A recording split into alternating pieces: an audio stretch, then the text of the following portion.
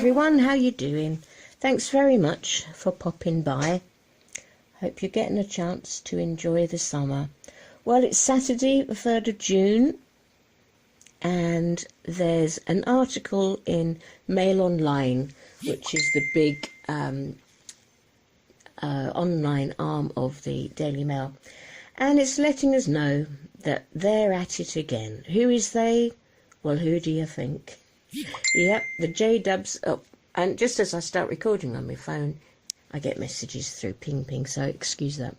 Yes, the J-Dubs, despite all the bad publicity that's already happened with it, they found yet another bereaved person who they've written to, and this woman, Sue Judd, is not happy. Now, the article originally comes from something which was published yesterday in stuff.co.nz, as it was from New Zealand. So I'm going to go back to that article because that's more detailed. So there you can see the original article, and you've got the handwritten letter and some leaflets.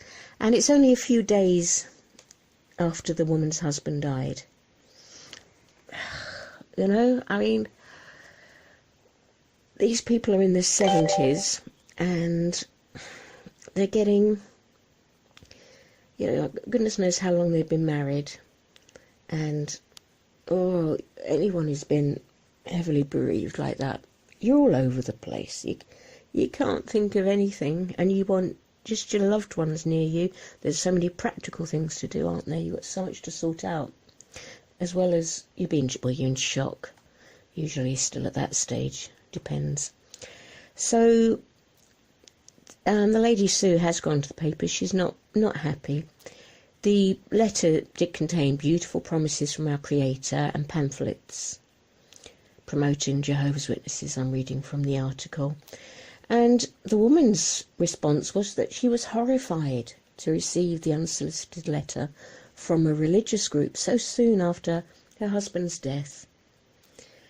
She said she was at her most vulnerable and they're preying on me and my grief. And she, you know, it's legitimate to respond like that.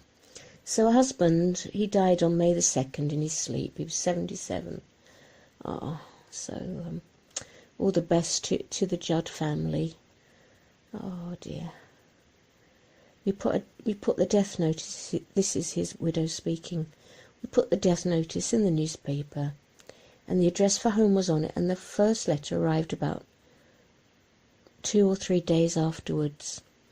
The letter writer says that they had found comfort and strength to carry on in the messages of the Bible and had a desire to share them with Judd. They included references to Bible verses that talk about a time when death and sickness will be no more. They say the Bible promises there will be a great resurrection and everyone will live in a paradise on earth with their loved ones enjoying, quote, life as it should be.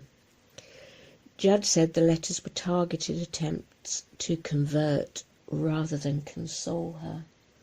She said, it's so disingenuous. If they really cared, you think they'd arrive on the doorstep with some baking or something, as anyone else does. It's so horrible when you're in such a terrible time to receive such nonsense.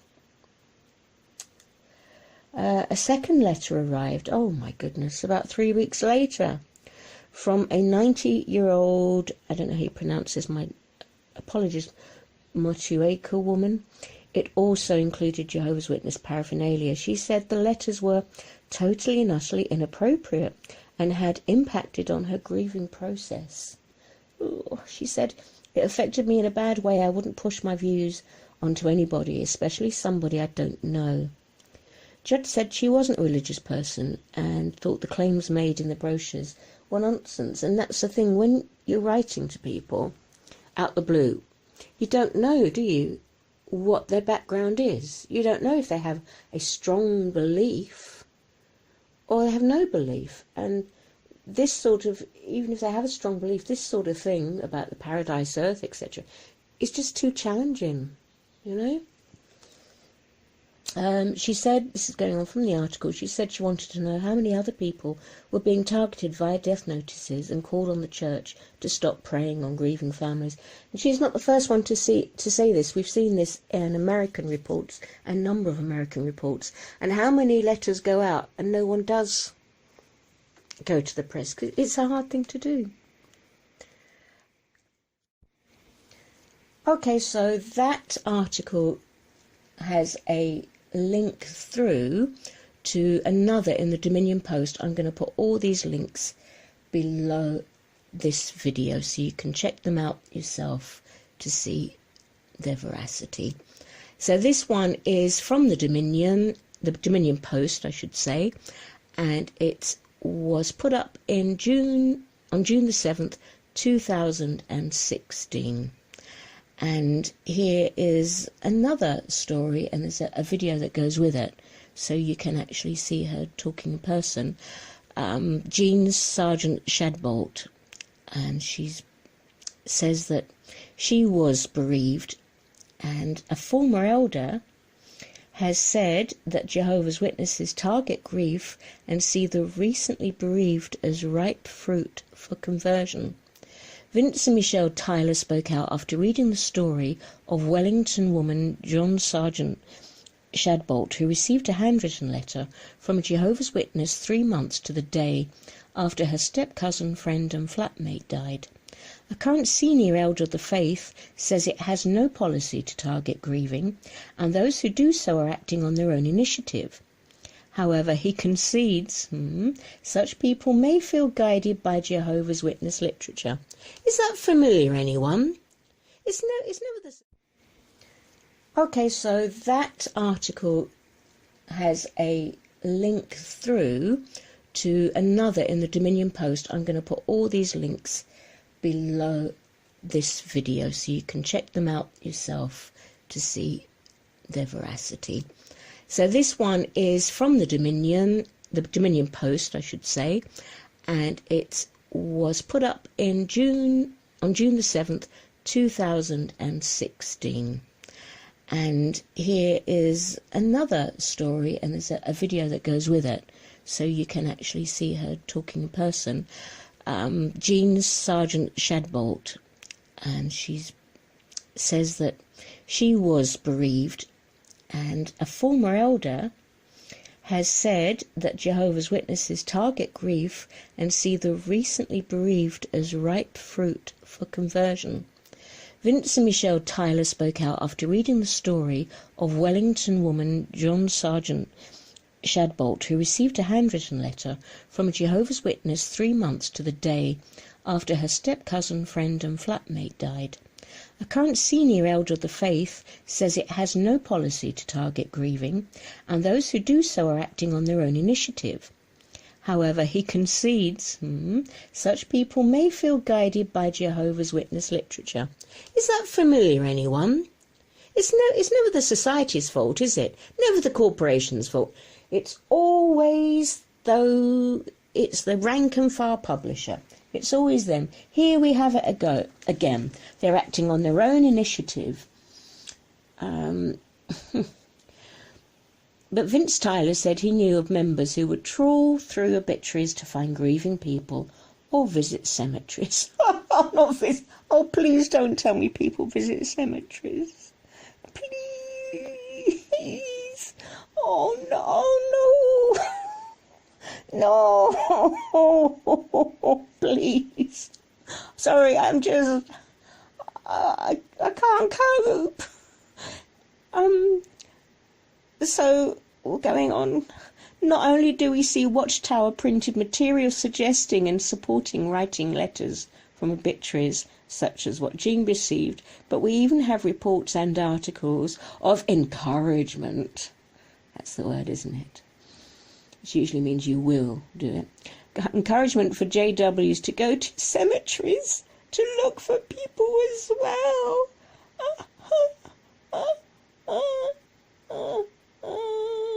Oh, and then we have a picture of Michelle Tyler. Oh my goodness, here we go. It's good this comes out. The last time Michelle Tyler got to hold her Jehovah's Witness grandson, who is now 10 years old. Oh, but it's Michelle Tyler's fault, isn't it? Of course it is. It's not the corporation's fault. Flipping heck. Oh my goodness. Jehovah Witness. I've missed all this cemetery stuff. I mean, I knew about the obituaries, but cemeteries? Oh my goodness. Jehovah Witness literature talks of the value of witnessing at cemeteries, such as the woman in Chile who was converted at her 12-year-old son's grave. And if you click on this, if you go to the article, again, I'll put all the things below, it actually takes you to JDub website, a legitimate website. So you can see that's all real. Through to the multiple sclerosis suffering witness, I don't know why that's relevant, who goes through obituaries to find relatives to write to. So this has been put in the literature to encourage people. I can't cope with the cemetery thing. That's creeped me out. Oh, imagine when you're there and you're upset and you're wanting a quiet time, whatever your beliefs are, praying, having a natter with your loved one, contemplation, meditation, all the different things that you might be doing, and someone comes up, would you like this? Oh, no. As far back as 1938, a Jehovah's Witness car, equipped with sound equipment, travelled between cemeteries in Brazil. A 2016 edition of Watchtower said, and again they link you through to that. It's good reporting here. They're very thorough. I'm feeling sick. I've got kind of this vision of people eating. It's like a cannibalism, like eating dead people's bones, you know. And then we're going back on All Souls Day. The sound car went from cemetery to cemetery, playing the records. Where are the dead? Jehovah and riches, reading over 40,000 mourners. Oh, there's a picture of the letter there. Oh, Jehovah's Witness senior elder Jason Piscopo from Sydney, it's a bit unusual for them to speak, said the faith did not dictate to its members how they spread the word. Hello everyone. I think we've got a bit of theocratic warfare or truth fractions in this, have we? Jehovah's Witness senior elder Jason Piscopo from Sydney said, here we go, the faith did not dictate to its members how they spread the word. Truth fractions or what? While door-to-door was its trademark, there were other accepted ways too. Yes, but the sentence before is naughty. Literature that discussed people going through obituaries or visiting cemeteries did not amount to a directive. To a directive.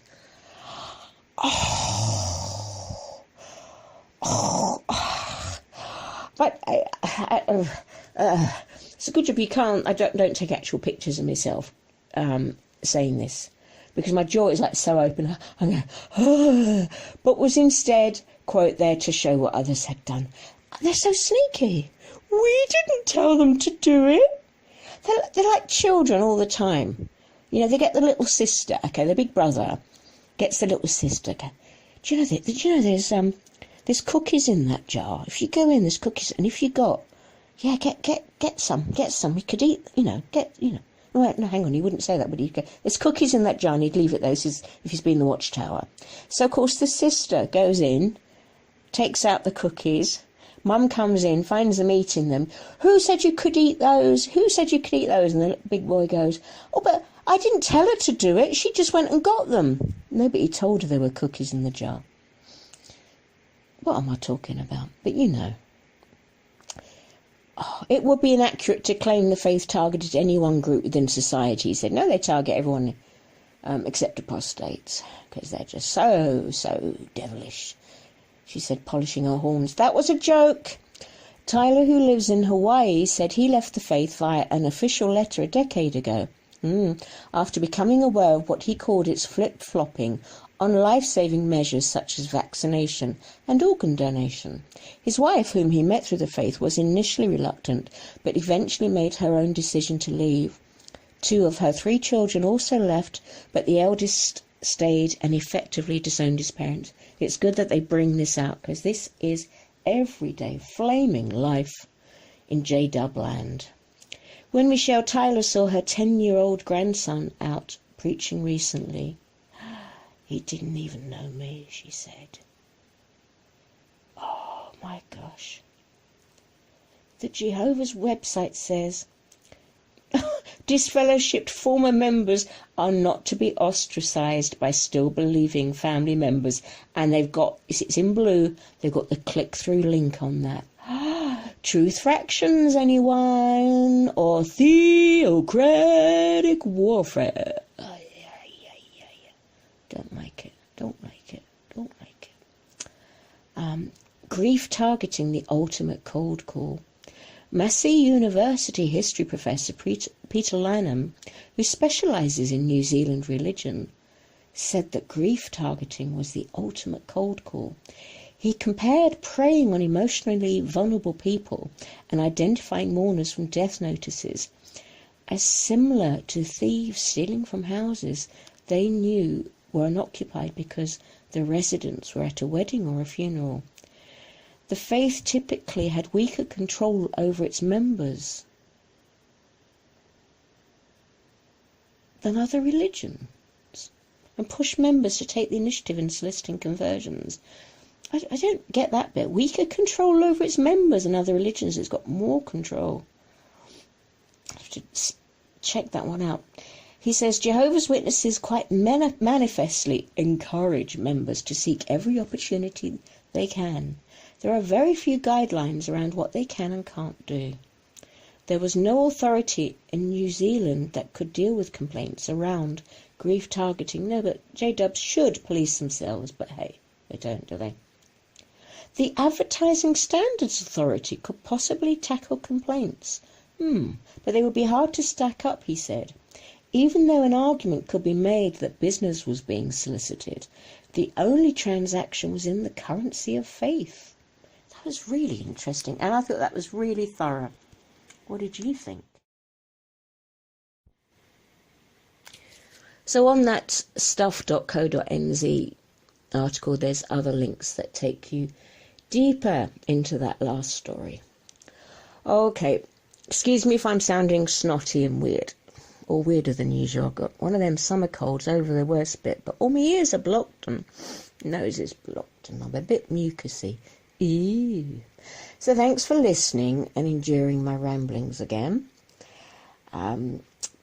Best to everyone, and bye for now.